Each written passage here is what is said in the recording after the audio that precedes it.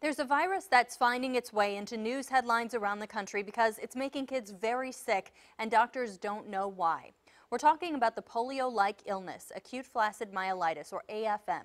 New numbers from the CDC reveal more than 100 cases have been reported in 27 states, including one reported case in Hampton Roads this year. Our Laura Caso joins us with what every parent needs to know.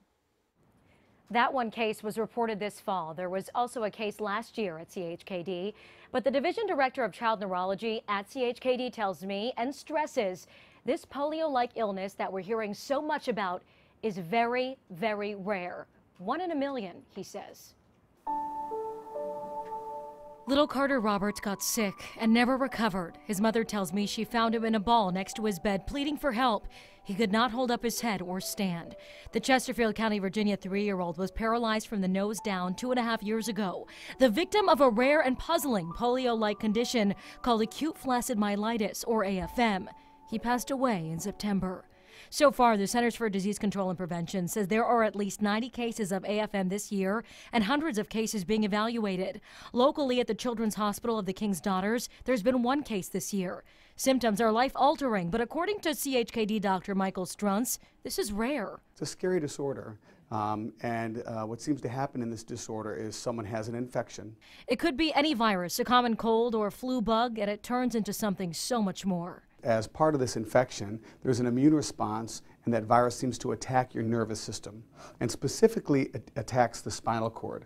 It can paralyze a child's arms and legs. Some need ventilators. It can also cause muscle weakness, slurred speech, and difficulty moving eyes and swallowing. Earlier this month, the Virginia Department of Health sent this letter to clinicians across the state, encouraging them to report patients immediately with sudden and severe limb weakness.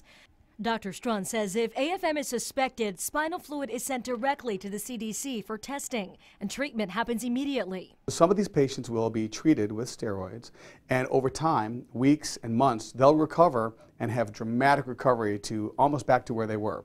But often there is permanent injury to the spinal cord. Last month, the CDC said that more than 90% of the patients since 2014 have been children under the age of 4. And when you hear colds, you think contagious. Dr. Struntz says AFM is not. That's because it is a consequence of a virus that causes a rare attack on your nervous system. If it occurred in one patient, there's not going to be an outbreak at that school or in that neighborhood. It's because it's so very rare. The question still remains, why do some children develop it? A question Carter's parents still have. His family now dedicating their time to create awareness to the virus that took their son's life.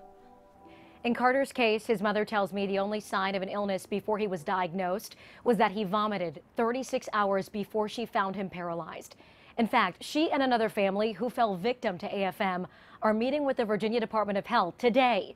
Meanwhile, Dr. Struntz says if your child shows any of those symptoms, including paralysis or loss of speech, get them to a hospital immediately. I'm in the newsroom. Laura Caso, 10 on your side.